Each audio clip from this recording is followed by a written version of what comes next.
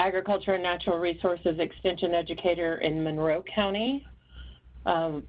Myself and my Area 5 colleagues with Purdue Extension would like to welcome you to our third program in our Gardening Tips for Everyone webinar series. As you can see there on the screen, we've got some tips for asking questions as we go along today. When you are asking questions, please be sure to make sure that you're responding or sending the message to either everyone or all panelists.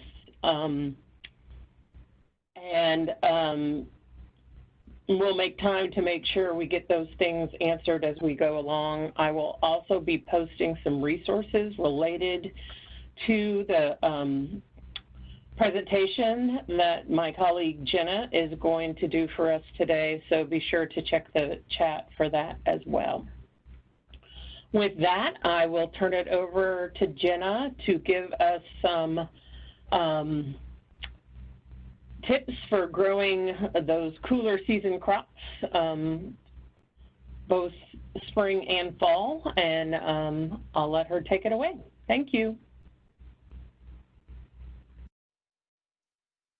All right. I want to welcome everyone. Like Amy said, I am Jenna Neese. I'm the Ag and Natural Resources Educator in Putnam County. So I'm in Greencastle, Indiana. And in addition to working for Purdue Extension, I also work for the Putnam County Soil and Water Conservation District. This is the third session in our Gardening Tips for Everyone program. So we're real excited about that. And we're happy with all the different ones that have watched it live or watched one of the recordings, and we'll be sending that recording out in the coming days. So let's get started talking about tips for spring crops. Just as a reminder, there are several different educators serving on this program committee. We're all located in West Central Indiana, and you can kind of see our pictures on the screen, and we'll all be chiming in to answer questions later on.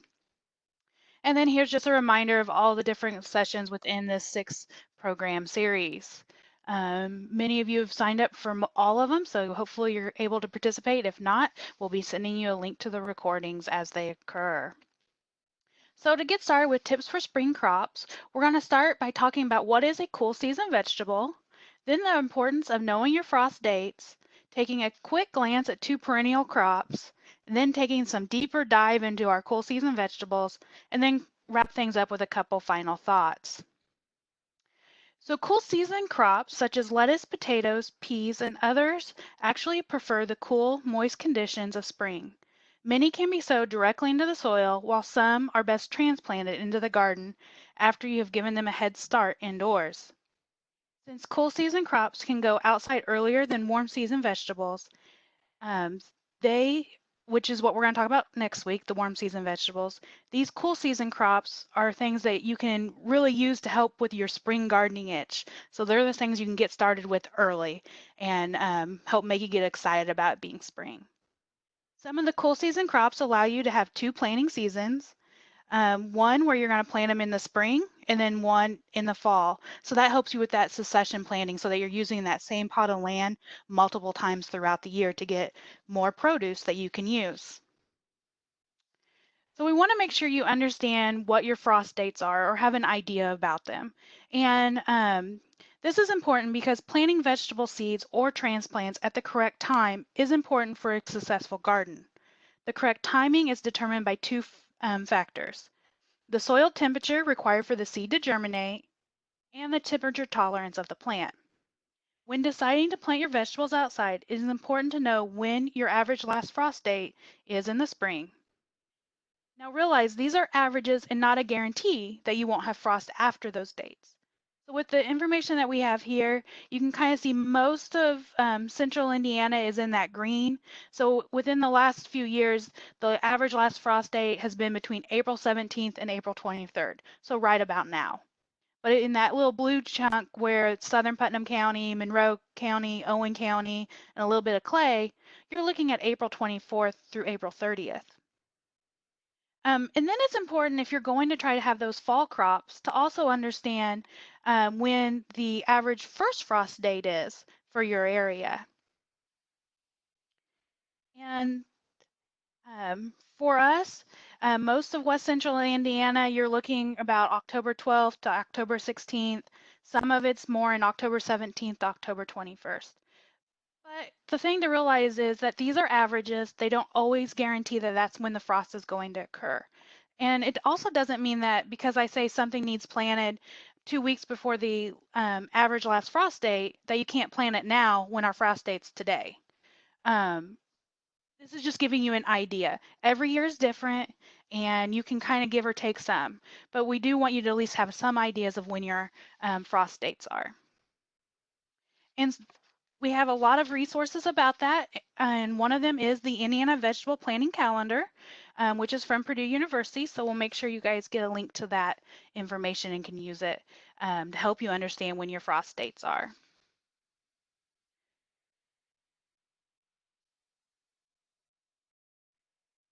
So like I said, I did want to take a quick glance at two perennial crops.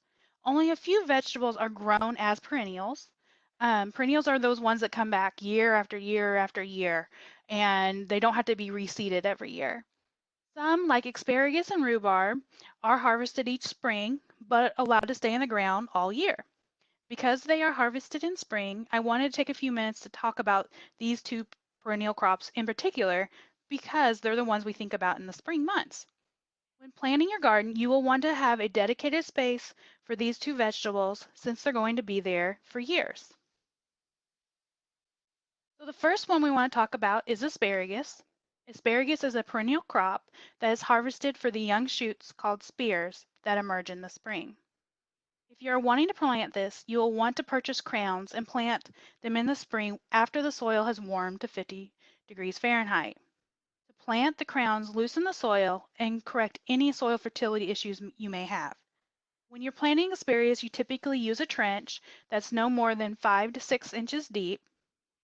And then you're going to want to put loose soil on top once you put the crowns in. And you should start to see leaves in a week after planting, and you may need to irrigate. Now, the big thing with asparagus is you don't want to harvest it right away once you see it, especially if it's the first year that you're going to plant it. Traditionally, it has been recommended to allow several years to establish your asparagus before you actually harvest it. The rationale is that you want to make sure that you're letting the plant grow and that it's able to build a good set of roots so it can come back year after year. So it may take 2 to 3 years before you actually want to do any heavy harvesting with it because you want to make sure that it is able to have those carbohydrates and develop that good root system. So make sure to harvest the first spears to emerge once you have decided that it's mature enough, so about year 3 or 4, and then you're going to make regular harvests. This will encourage the production of more spears and increase the harvest. Stop harvesting if the spears start to appear small, and when harvest is finished, snap all the spears off at the ground, and then the shoots that emerge after harvest will become your summer leaves of the plant.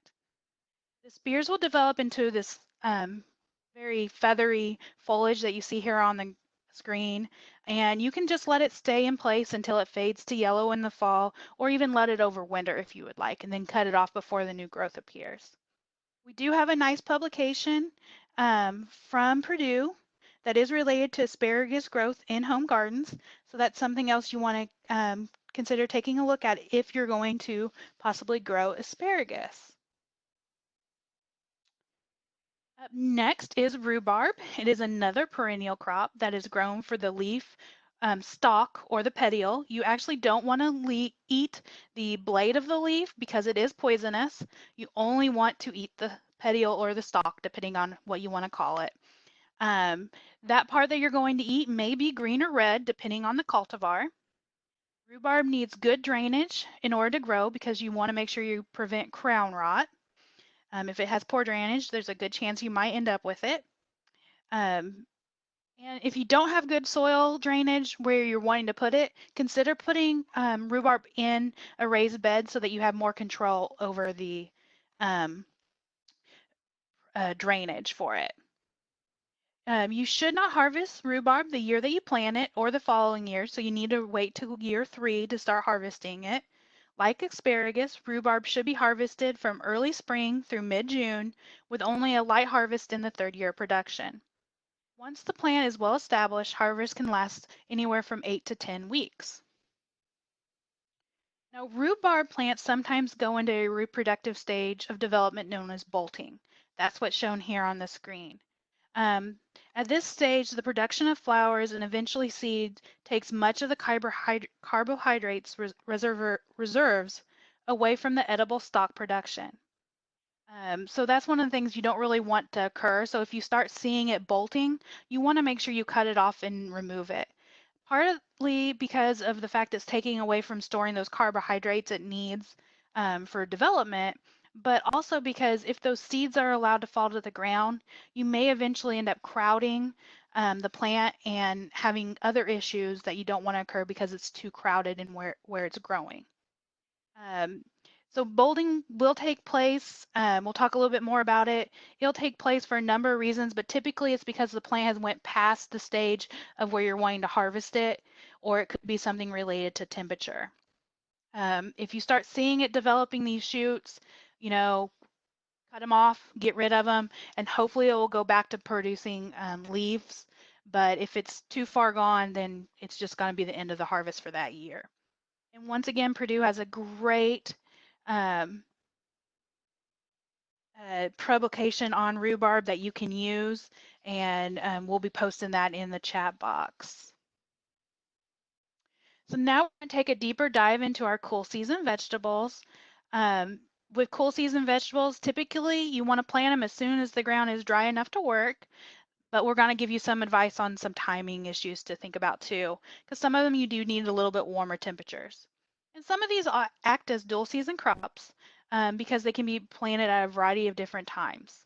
Once again, that Indiana vegetable planting calendar from Purdue that we've been posting in the chat box, that's a great resource for you to get ideas on when to plant things in your garden. So beets, that's the first one we're going to talk about, and it is a frost-tolerant cool season biennial. They can be considered a dual season crop.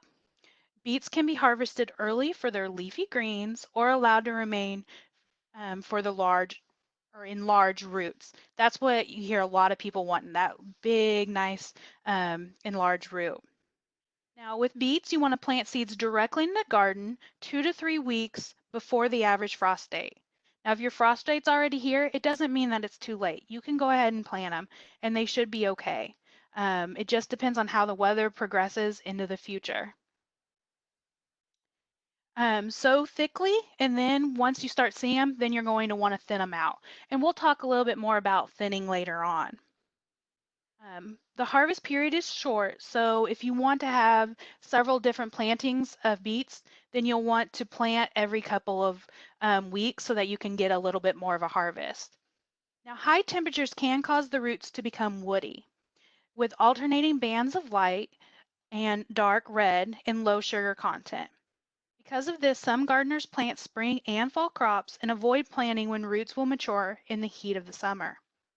Plantings after August 1st may be injured by frost before they mature.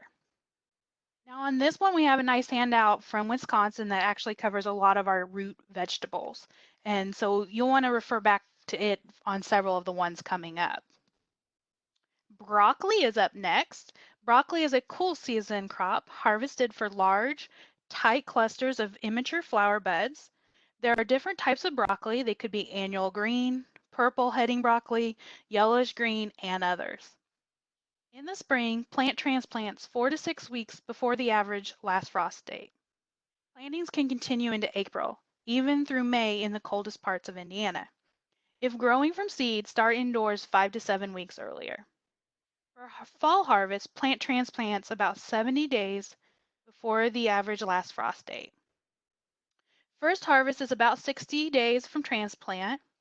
And when it's time to harvest, you want to cut off the flower head before the flowers actually open up. Plus, you want to cut about 5 inches of the stem too. Now, one of the unique things about broccoli is even after you cut that main head off, you may have little side shoots develop that you can cut off and get a little bit extra harvest on. In this one, we have another nice handout. This one is from Wisconsin too. It's going to cover broccoli, cauliflower, cabbage, and other cole crops that you can consume at home. Brussels sprouts is next. It's one of the ones that I love to eat. I think it's a great plant. Brussels sprouts are a hardy biennial that is harvested at the end of the first season, so we don't actually let it come up for another year. They are grown for the side buds that grow up along the stem just above where the leaves are attached. The flavor is best when the buds are allowed to develop during cold weather and may even be improved by a few frosts, making this an ideal crop for the garden, for a fall garden especially. Spring plantings are usually not successful. This vegetable needs a long season of growth in cool weather as the buds mature. So we really recommend that you may not consider planting it right now, but plant it later so that you can get that fall harvest. For the fall harvest, start seeds in mid-June, then transplant them into the garden in late July, early August timeframe. The first harvest is 85 to 100 days from the transplanting. And when you watch it mature, the lowest buds will actually mature first. Now, Brussels sprouts will withstand a frost, and harvest can you still continue after that frost. It really is one that can last until we get freezing temperatures. Frost may actually improve the flavor, making them more firm and less bitter. Um, and when you are harvesting Brussels sprouts, be careful. You always want to make sure that you retain the top leaves of the plant because that's what's actually helping provide the energy that the plant is using to produce and grow. Cabbage is up next. Cabbage is a hardy biennial that's harvested in the first season once again. There are many cultivars of cabbage, including green and purple head types, as well as loose leaf types such as the Chinese cabbage. Chinese cabbage in particular is likely to bolt, like we talked about earlier, and become bitter during warm weather. So it's one of them that you have to be careful with. There are early maturing varieties with smaller heads that are planted in spring to mature before hot weather arrives. So when you're picking out what cabbage you're going to plant, make sure you're reading the label to see what your variety is in terms of maturity. How long is it going to take it to reach to harvest? Late maturing varieties are commonly planted for fall harvest, and they often are the ones that form our very large heads and are best used for preserving. In spring, plant transplants 2 to 6 weeks before average last frost date, and then you can continue planting until very early April in southern Indiana and even into May in the colder parts of our state. For fall harvest, plant transplant plants 7 to 9 weeks before the average first frost date. Small heads often do develop below the cut after you have removed that big central head when you first do your harvest. Now, one thing I forgot to mention about cabbage is that if the head grows too rapidly or if we've had a dry spell, it could split.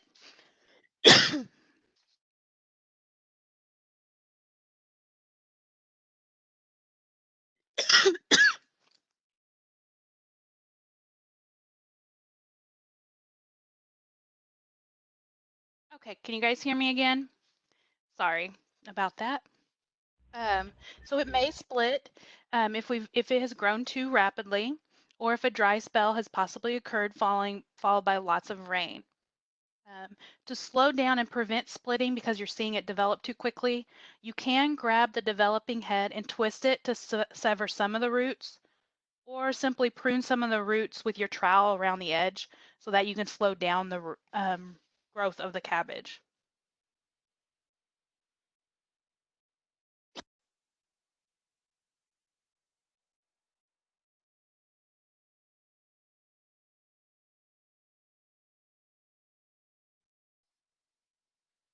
Okay. We're now on to carrots, and they come in a wide variety of shapes, sizes, and colors.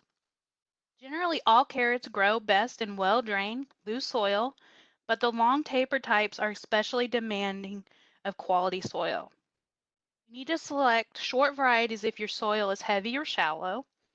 Um, Drought conditions actually can help get you a little bit longer root because the root's trying to go down deeper and get into some moisture.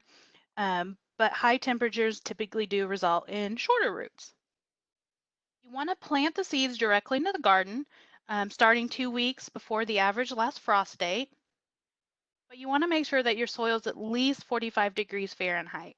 And I know, as some of the farmers around here have been checking soil temps, we are, I think, above 45, but we haven't been above 45 for too long. Now, spacing of carrots varies depending on what variety you're growing. Since each plant produces only one carrot, you're going to want to replant or plant additional seeds every 2 to 3 weeks so that you can get a longer time span of when you can actually harvest your carrots. So carrots prefer cool weather. They can be planted through most of the summer in northern Indiana. In southern Indiana, do not plant if the crop will mature in the heat of the summer. And you can actually plant these in the fall. So once again, you can go ahead and resume planting them in, towards the end of July, first part of August. Now, carrots come with very fine seed, so they should be planted shallow and then maybe put a light mulch vermiculite over it to cover it, especially if you're going to have heavy compacted soil. You don't want to put that heavy soil on top of it because it may cause the carrots to have issues getting up and growing. So once you get your seeds planted and you start seeing seedlings, that's when you're going to want to thin them out like we've talked about before and we'll talk about later. So one thing to think about with carrots is with harvest, you want to make sure that you harvest them when they reach the appropriate size for the cultivar that you're growing, and realize that you may have to do some mulching or to cover up the tops of the carrots, because if they get too much sun on the tops, they can have an off color or an off flavor that you may have to deal with.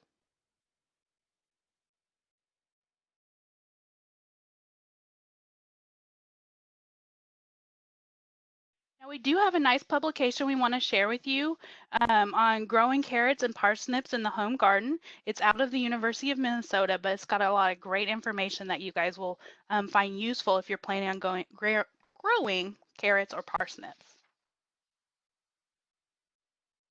Cauliflower. Now we've talked about broccoli, and cauliflower is fairly similar, but there is some differences to it. Cauliflower is grown for the dense white curds that form in the center of the plant's terminal shoot. Low temperatures actually can injure cauliflower from forming the head, and when that happens, that's called blindness.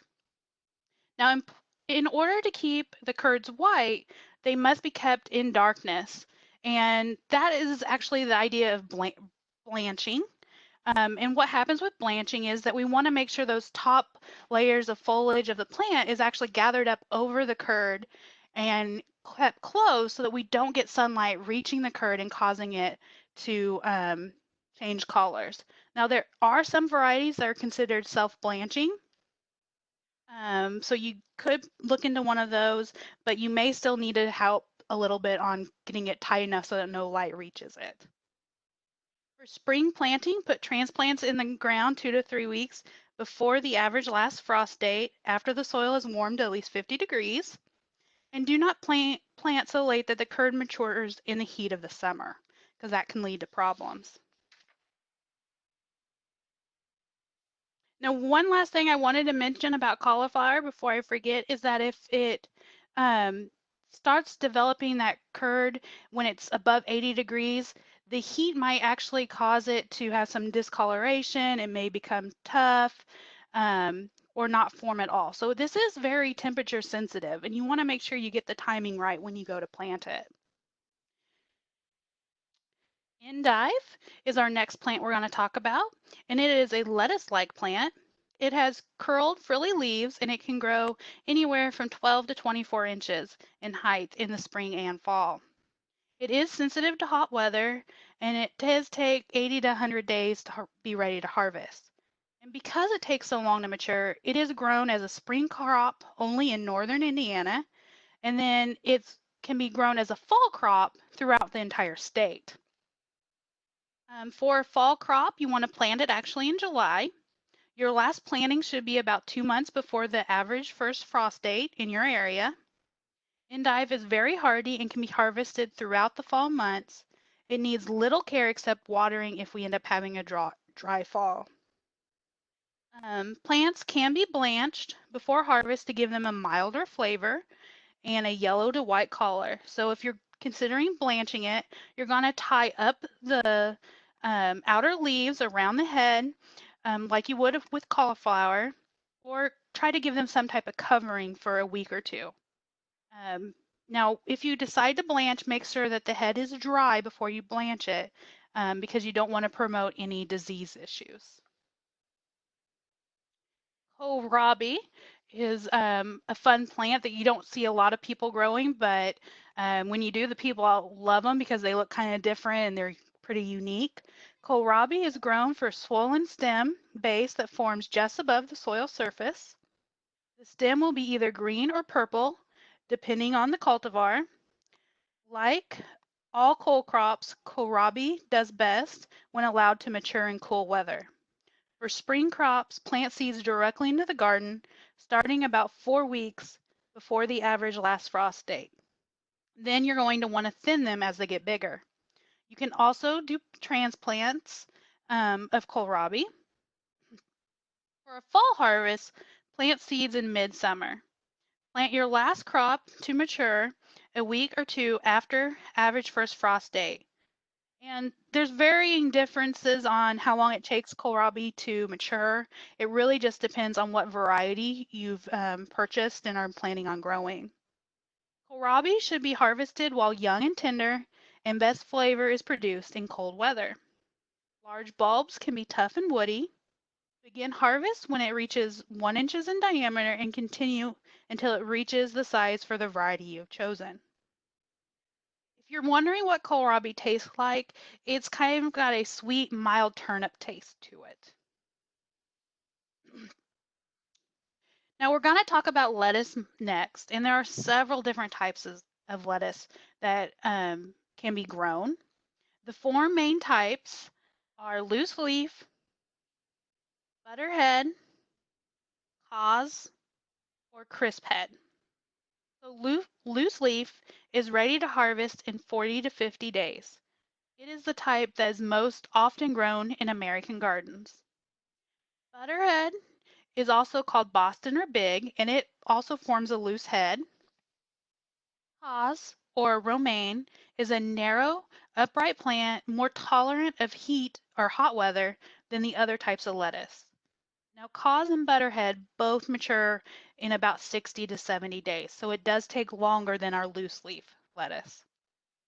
Crisphead is also called iceberg and is the most difficult to grow because it is extremely sensitive to heat and takes a long time to mature, anywhere from 70 to 120 days, depending on variety. Plant seeds outdoors 4 weeks before the average last frost date. Transplants can be started indoors early. Soil does need to be above 40 degrees Fahrenheit before planting. And this is a great plant to grow in bands, like we described in our first day of this gardening series, those band gardens. These work out great in them. You can resume planting in late summer, typically August, and you can plant every 2 weeks or so that you can have multiple harvests throughout the year. Now, you do want to protect lettuce from a light freezing or lower temperatures using row covers if you have them. Lettuce seed does not germinate well if the soil temperature is above 80 degrees Fahrenheit. It also doesn't store well, so it can be difficult to keep seed from one year to the next. Now, we do have a nice handout from Purdue University on leafy greens for the home gardens that we want to share with you. And then we also have a publication on lettuce from the University of Maryland that comes in handy too. Both of those are great resources for you to use if you're considering planting lettuce in the coming year. Mustard is another plant we want to talk about and is an annual grown for its leaves, which are cooked to make greens. It is in the same family as broccoli and cabbage. It is a cool season crop that will bolt and become strongly flavored when the hot weather arrives.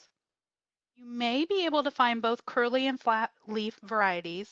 They both end up growing to about 18 to 24 inches in height.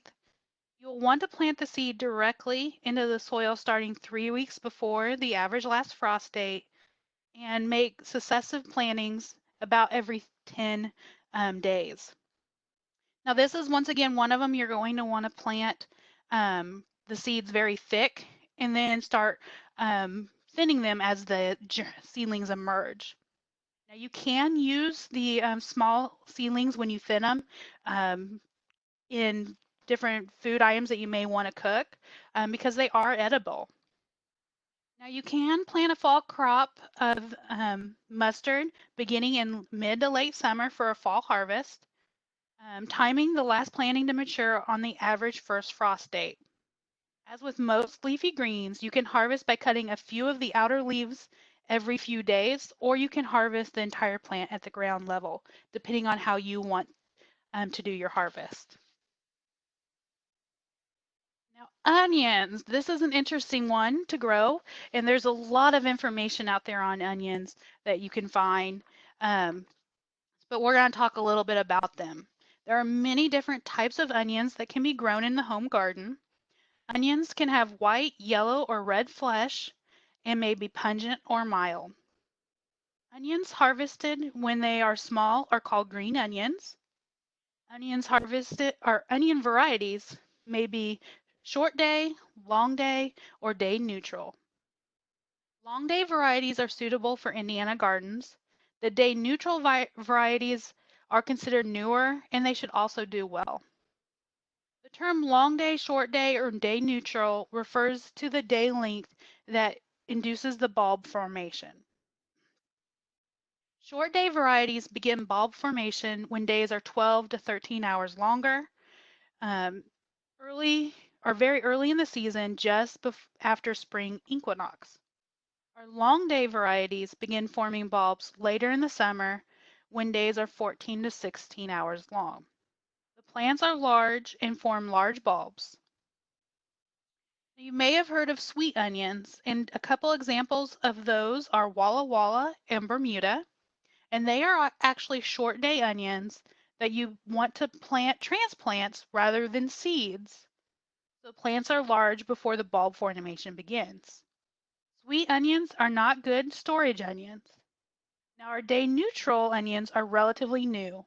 The bulbs begin to form once plants reach a certain size. Plant onions starting 6 weeks before the average last frost date. You can plant as late as May in northern Indiana, but earlier plantings will yield the larger bulbs that store better. Now, green onions can be planted anytime during the growing season. You can plant seeds, sets, or transplants, and each one will actually produce one bulb. Now, onions do best when when early growth is in that cool weather time, and the bulb forms when it's warmer. Onions that will be stored are called dried onions and are grown as spring planted summer crop in Indiana, but never as a fall crop. When planting onions, you could either plant sets, transplants, or seeds. Sets are very small onion bulbs purchased at a garden center and by mail order. Plant and water them, and green leaves will soon appear, and each one of the sets will produce one onion.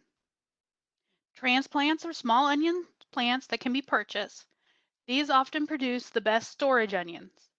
You can grow your own transplants by starting seed indoors. And if they happen to get too big as transplants before you get them outside, you can trim the tops down to about 3 inches and then harden them off before you actually put them in the ground. And if you're not familiar with the term hardening off, that's something that when you have transplants or seedlings indoors, you want to gradually introduce them to the outside temperature, the light, and everything before you actually put them in the ground. And that takes a process of a few days. You can't just instantly put them out one day for an hour and then the next day 2 hours and then say, okay, they're good, they can go outside. You need to gradually introduce them to it over a course of a few days. Now, talking some more about onions. Onions take a long time to grow if you decide to use seed. So seeds are usually not planted directly into the garden. They're usually used to produce those transplants that you're going to plant later. Now, onions are edible at any stage. However, if you are harvesting for storage, you must pay attention to the stage of development. Harvest them carefully and dry thoroughly before storage. If the plant begins to flower, harvest and use immediately. Bulbs formed from a flowering plant do not store well at all. Now, you may wonder about green onions. Green onions are small, slender onions with a white base. They are sold as green onions in about every grocery store. You may also hear them called scallions, spring onions, bunch onions, even Welsh onions, depending on your location. Green onions may be grown from just about any of the onion varieties that we've talked about. To make them a green onion, just plant them closer and harvest them when they're still really small.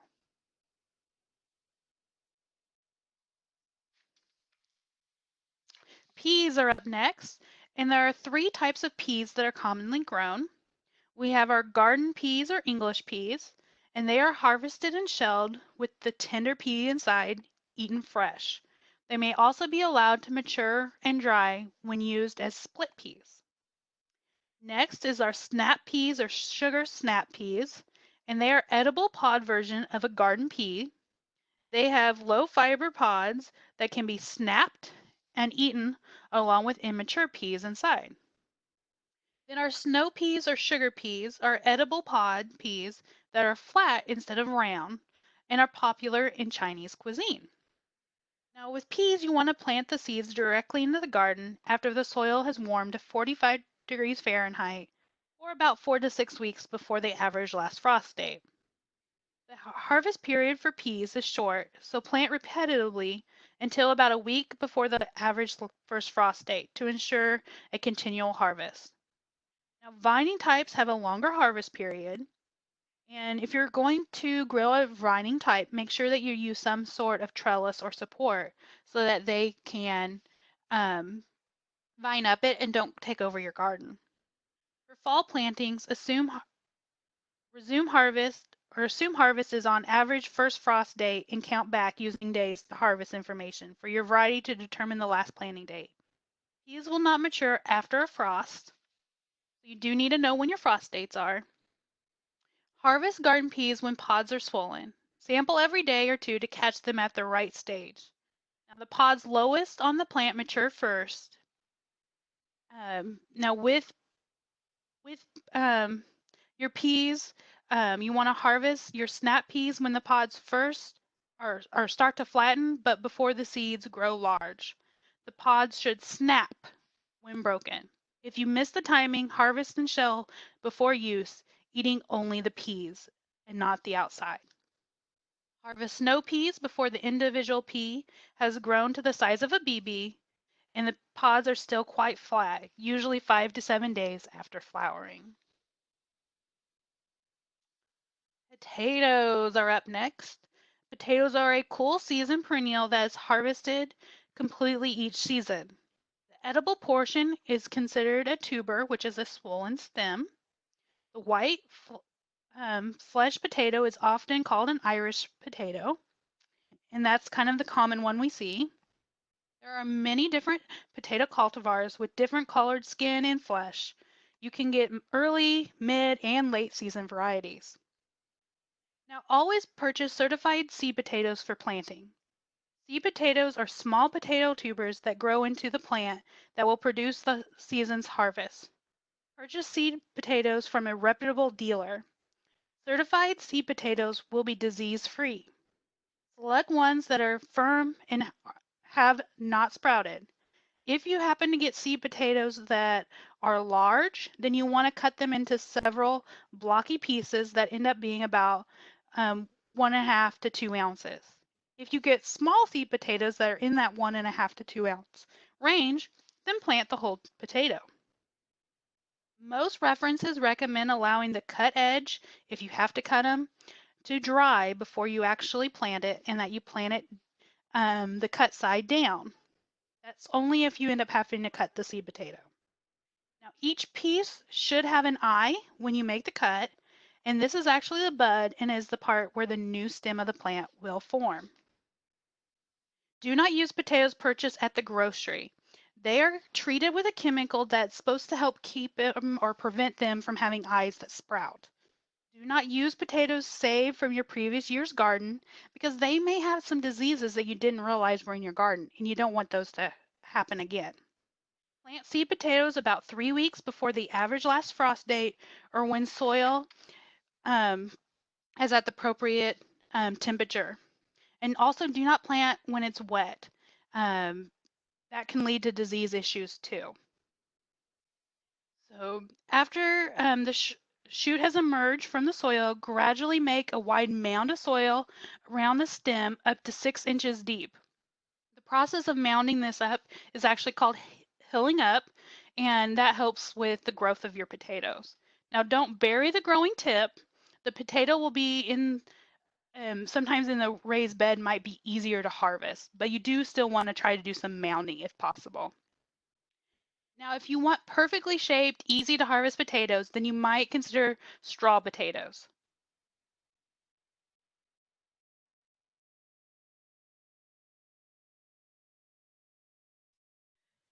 So with straw potatoes, you want to plant the potatoes as described earlier, but only about 1 inch deep. When the shoot emerged, place straw 4 to 6 inches deep around the potato and between the rows. The potatoes will form above the soil surface under the straw. The straw conserves moisture, but most importantly, it keeps the soil cool.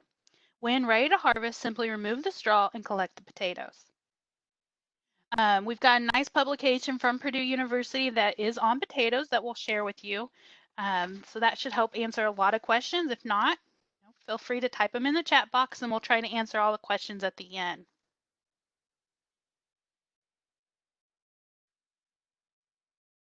So moving on, we're going to talk about radishes, and there are many varieties of radishes. Spring radishes reach a harvest size 3 to 4 weeks after seed is planted, though some cultivars take a bit longer. Our winter radishes planted in late summer take about 8 weeks to mature, but they are often larger and more pungent than a spring radish. Plant spring and summer radish seeds directly in the garden starting 6 weeks before the average last frost date. Seeds germinate typically in less than a week if the soil is at least 50 degrees Fahrenheit. Now you can keep making succession plantings or several different plantings of radishes and harvest them for a while. Now when you plant radishes, you're going to want to plant them thick and then once again do some thinning practices after they germinate so that they have plenty of room to grow. Crowded radishes do not produce good roots. Because radishes mature so quickly, spring radishes are often planted with your carrots and parsnips between slowly germinating cole crops or even between small tomatoes and pepper plants, just to help save on space.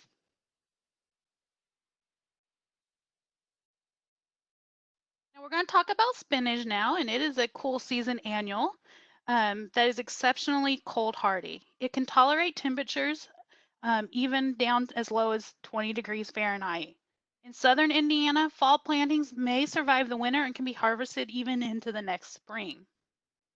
There are 2 types of spinach, one that is the flat leaf and the other with crinkly leaves.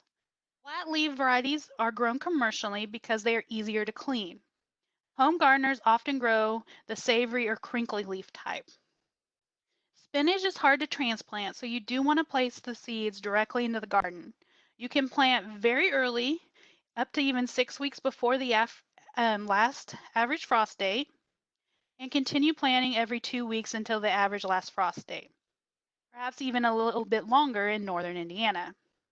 Now you want to plant repetitively so you'll have continual harvest. like we've talked about with some of the other plants. Now you can start making summer planting starting in July in northern Indiana and September in southern Indiana, and continue planting every 2 weeks until about a month before the average first frost date. Now we've talked before about bolting, and spinach is one of those crops that you can end up with bolting issues. Now the last crop we want to talk about is Swiss chard. It is a cool season biennial that is harvested during the first year. It is a beet that is grown for its leaves rather than the swollen root. It is tolerant of warm weather. A spring planting will thrive all summer and take you to the first hard freeze. You can find chard with green, white stalks or with red stalks. So there are different varieties out there. You want to plant seeds 2 to 3 weeks before the average last frost date when soil has warmed to about 50 degrees Fahrenheit, and continue planting through summer if you desire. Spring planting will last all season if it is well cared for. Now there are 2 harvest methods that we want to consider using when we have Swiss chard. The first one is to cut off a few of the outer leaves of the plant as needed. The second one is that after about 60 days from when you planted it, it should be relatively mature. You can go in and harvest the entire plant and cut it off at the soil line. But if you're really just wanting to have continual harvest, I recommend the first one where you only take a few leaves at a time. So now that we've talked about all the different plants that we wanted to cover, we do want to do a few final thoughts. And the first thing we want to talk about is the idea of practicing thinning. Thinning is relatively important on a lot of the vegetables that we've talked about if you're putting the seeds directly into the ground, because typically we sow them relatively thick and we don't actually space them out like the back of the package of seeds say to do so. So when you sow them thickly, you let them germinate, and then when they're those small seedlings, you just go in and pinch them and pull them out. That way you can get the correct spacing. And it prevents them from being overcrowded, which would cause issues with light, water, and nutrients. Now we want to talk about blanching. We covered that a little bit earlier with our cauliflower, and it is a technique of covering part of the plant to prevent photosynthesis from occurring. With cauliflower, like shown here, you would pull up the leaves around the head, and then you want to kind of tie them together in some way. Here they used, it looks like old pantyhose. That's a great one because it has a little bit of give into it and it won't tear into the leaves. Now some things like our potatoes or even our carrots, you can just kind of cover the part that's sticking up. Because like with the carrots, we don't want the shoulders of the carrot above the ground because we don't want it to be seen by the sun and cause the hardening off and the off taste. So you want to cover it with some soil or some mulch. But if you are tying it with something, make sure it's something that has a little bit of give, like pantyhose or a jersey shirt that might have some give to it that you've been using as an old rag or something. And I've mentioned bolting a number of times, and when bolting occurs is when the plant moves into the reproductive stage. And it could be caused by temperature or a lack of harvesting, so it's just went on to the next stage, and it often ends up causing the plant to not taste like you had desired. And really, what you want to do is go in there, cut it off, and prevent it from occurring the moment you see it happening, unless you're done with harvesting. And then you can either go ahead and let it bolt, or you can just remove it so that you can have that area cleaned up in your garden and maybe plant something else there later on in the year. Now, the final thing I want to mention is the Grow a Row program. And this is something we have been talking about in Putnam County for a few years. And essentially what it is that fresh produce is an important component in a healthy diet, but it is easy to cross it off your grocery list when a family has a limited budget. So the Grow a Row is a great opportunity to help provide members of our community access to fresh local produce. We are looking for gardeners to donate some of their fruits, vegetables, and herbs to local pantries. Consider planting an extra row or just donating your excess. There is a family in every community who would love your extra zucchini. So we say this because, a lot of times zucchini plants produce more than what we need, and eventually we get tired of eating it. So then we start giving it away. Well, eventually even our neighbors get tired of getting free zucchini. But if you go to the website showed here of ampleharvest.org, you can actually click on some buttons and find local food pantries in your area that would love to have any extra produce that you may have. So whether you're in Putnam County, whether you're in Kosciuszko County, Elkhart County, any county in Indiana or in the U.S., I consider you taking some time to visit Ample Harvest if you have extra produce and donating it to a local pantry near you because there are tons out there wanting extra produce. So with that, I'm gonna just remind you guys that we have 3 more sessions of the Gardening Tips for Everyone webinar. But we're going to open it up for questions and hopefully between myself and our team members, and I know we've got a couple specialists on today, maybe we'll get your questions all answered. All right, thanks, Jenna. Great job. We did have quite a few questions come in through the chat, so I'll just start running through those. One of the first ones, can asparagus be planted in containers? Would it be considered an annual? I'm happy to speak to that unless somebody else wants to. So generally, I am not aware of asparagus ever being treated as an annual.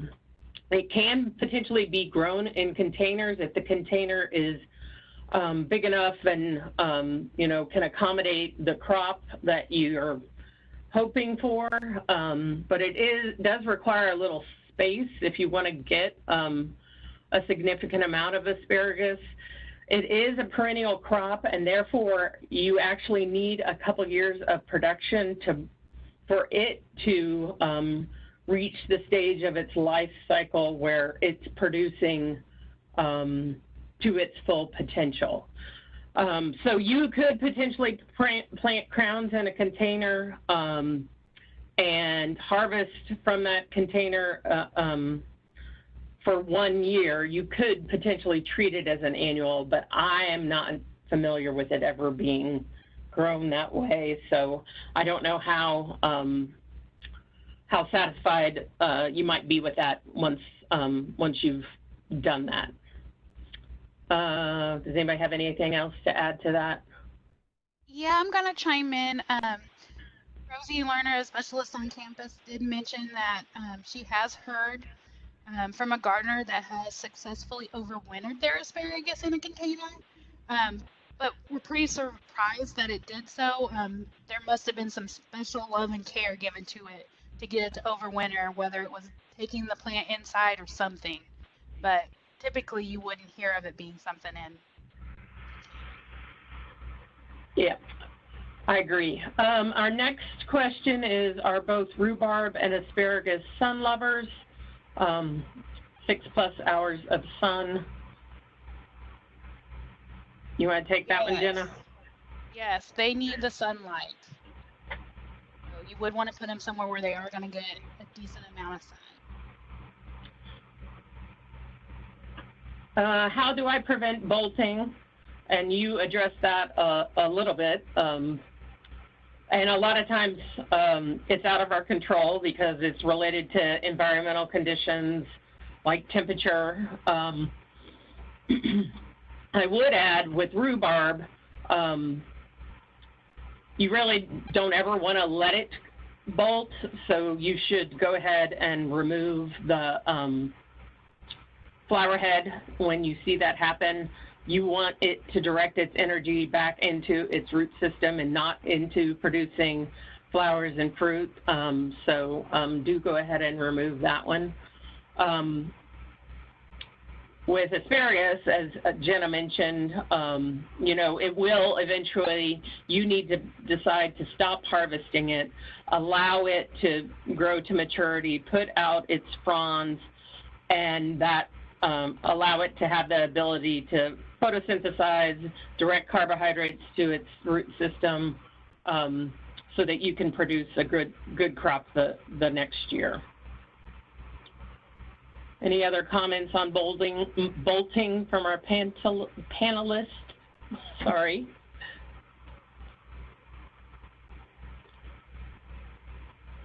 Let me scroll down to our next question here. To discourage cabbage loopers, is it recommended to plant at a certain time? So to discourage cabbage loopers, planting at a certain time may or may not be that effective. Cabbage looper populations will begin to develop in this next month, and if the year is warmer than average, they'll start developing even earlier. What I would recommend is using some kind of row cover, like a floating row cover, to prevent them from getting there. I would first check whatever plants you have in the ground for any egg masses or any very tiny larvae that could already be there, and then go ahead and cover them. Unfortunately, cabbage loopers will probably be around for a lot of the summer, depending on temperatures and how many generations they can push out. So really, just preventing them from reaching the plant is going to be your best option. Okay, thanks, Bob. That was Bob Bruner, who is A&R educator in Clay and Owen counties. Our next question is there any truth to planting according to phases of the moon? Anyone want to volunteer to take that one on? Do it. So, go ahead, whoever was.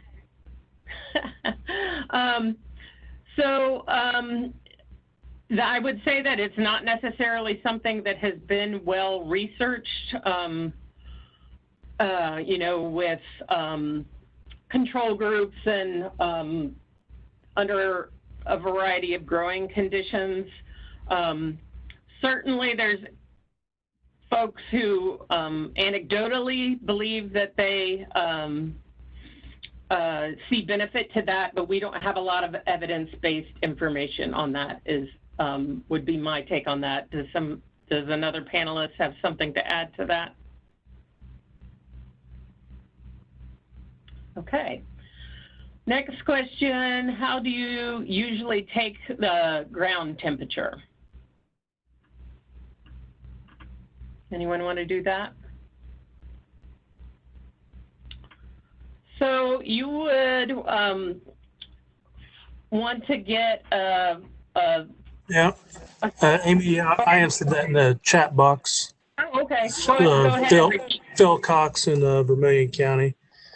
But they do make special soil thermometers that you can procure from online or at your lawn and garden center. Usually want to get a metal one, a stainless steel one with a dial indicator. You just put it in the soil about 3 to 4 inches and take a reading. And when you get consistent reading over about 3 days or so of the soil temperature you want, then that would be you'd be good to go. You can usually get those, in case I didn't say it, for under $20. Yeah, and you would want to take your temperature reading at a consistent time each day over that time period, so you don't get a lot of variation just based on the time of day. So we had another question. First time planting carrots. I planted them 2 weeks ago in a 5-gallon container. I brought the containers inside twice with freeze warnings, etc. No shoots yet. Should I be concerned or wait another week or so? So carrots actually have a relatively long germination time. They can be frustrating for new gardeners.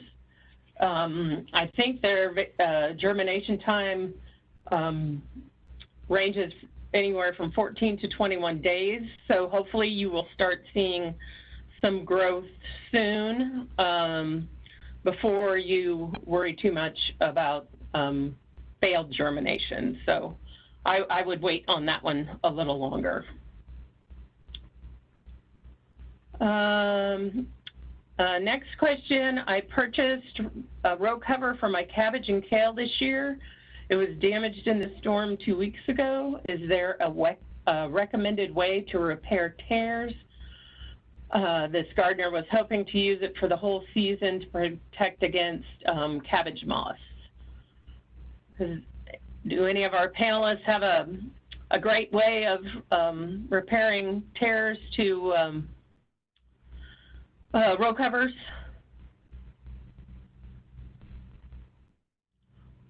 I don't have a great way either. They definitely do get blown around in the wind a lot, and if there are sharp things out there, it is common for them to get torn. So doing what you can to weigh them down and prevent that blowing around as much as possible is a great step. I would probably just actually try and pull out a hefty size needle and some thread and do a repair like that. Do the best you can with a sewing type repair. You're not gonna impact the light and water infiltration where you might if you tried to patch it with something. So that would be my best recommendation, but still sort of annoying to have just gotten it out early in the garden season and having to deal with that. So I understand where you're coming from. Question is, which are best for green onions, bulbs or onion slips? Anybody want to answer that one? Yeah, I can go into that one a little bit. It really doesn't matter whether you wanted to use the bulbs or the onion slips. You just want to make sure you plant them closer together since you're wanting the smaller green onions. It probably depends more on what variety you're wanting and what's available. And I know the next question kind of goes along with it. Someone's wanting to know, can you sow onion seed directly if you are just wanting green onions? You can. Seeds are fine. It's just when you start with the seeds, it does take longer than if you would start with the bulbs or the transplants. So that's the only thing. It's just a matter of time as far as which one you use. Ready. Thanks, Jenna. See if we've got. Can potatoes be grown in a planter's bag? Does anyone want to speak to that one?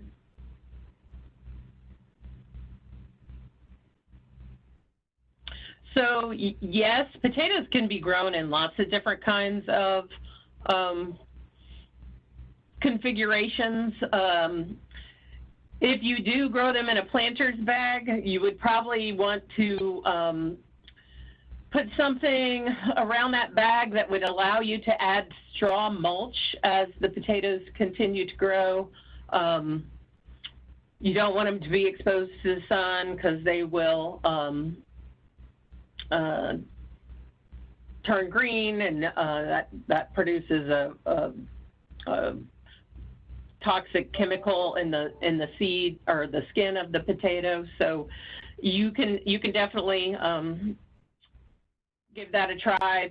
Potatoes are grown in, like I said, lots of different formats. I saw somebody the other day who was actually laying their potatoes on top of tilled ground and then just covering them with straw right from there. So they weren't even putting any soil on top. So lots of different ways to grow potatoes. And then somebody asked, I purchased seed potatoes last week and realized after opening them that they already have sprouts on them. Will they still be okay? Anybody want to take that one? I can. So ideally you would have gotten them in a lot sooner, but we realize it is what it is. And stuff has progressed. My recommendation is get them in the ground as quick as possible and hope that they do okay. Don't get them too deep because if they've already sprouted, they're just not used to how deep they're going to have to grow to get out of this, to get the plant above the ground. I would say go ahead and give them a shot. Okay, and then is it too late for potatoes? My dad lost all of his first crop to freeze. I can do that one too if you want. Yep, go ahead. Great. Yep. I would say go ahead and plant them. It's like we talked about earlier. Yes, we recommend knowing when your frost dates are and trying to plant those ranges. But every year is different. And even though it is a little, depending on where you're at, the last average frost dates possibly today, but it's just a range. You can plant after that. You may just not get as great of a crop depending on how the year is, but that's how life is no matter what. The weather predicts or causes a lot of things to vary. So, go ahead and give it a shot. If you've got them and can plant them, try them. Okay, next question. Myth or truth? High temps make radishes hotter in flavor. Do you want to speak to that one at all, Jenna? To my knowledge, in what research I did not see anything that said that the high temps make them harder in flavor. From my experience, even with growing them, that I've not seen a difference just because of what the temperatures were. I don't know if anyone else has a different experience. I would say in my experience, it has more to do with how mature they are and how long they've, when you're harvesting, more necessarily than temperature. When should one divide rhubarb?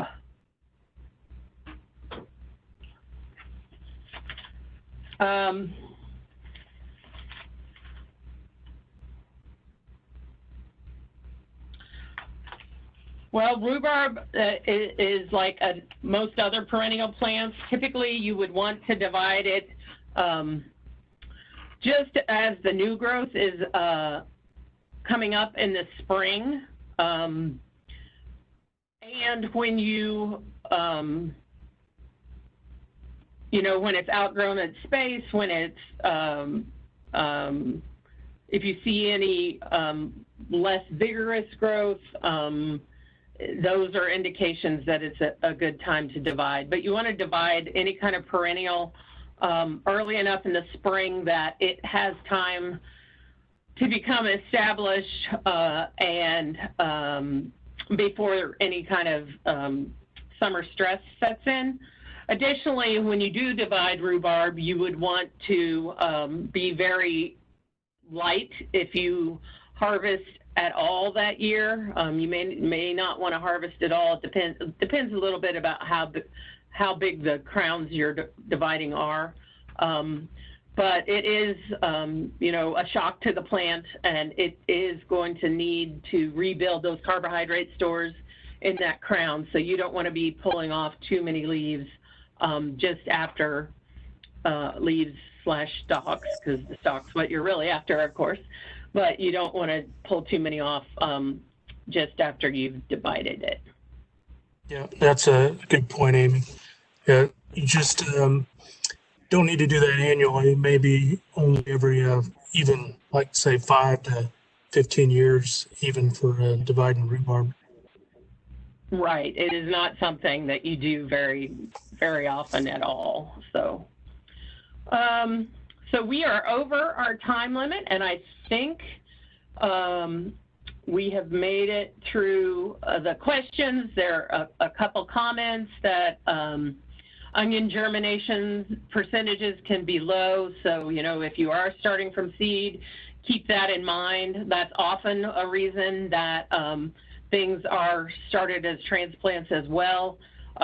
If you plant in the garden and germination is poor, the spacing is all messed up then and everything. So helps with your garden planting sometimes if you're planting from transplants. And then we had a comment from a gardener that they have not had luck with growing potatoes in bags. She comments that soil temperatures get too hot, and that microclimate impacts how things grow often. So yes, experimenting with things, and if you don't have success, that doesn't mean you cannot be successful. That might just mean you need to tweak something. So Jenna will be following up with all of you, sending you the recording as well as the list of links that she shared today. We also have the Education Store link here that she has on the screen. And then, of course, all of us are here as a resource for you. So if you think of additional questions, please feel free to reach out. And we will see you next week at 1 p.m. and we'll talk about some of the warm season crops at that time. Thanks so much for your participation and have a good week.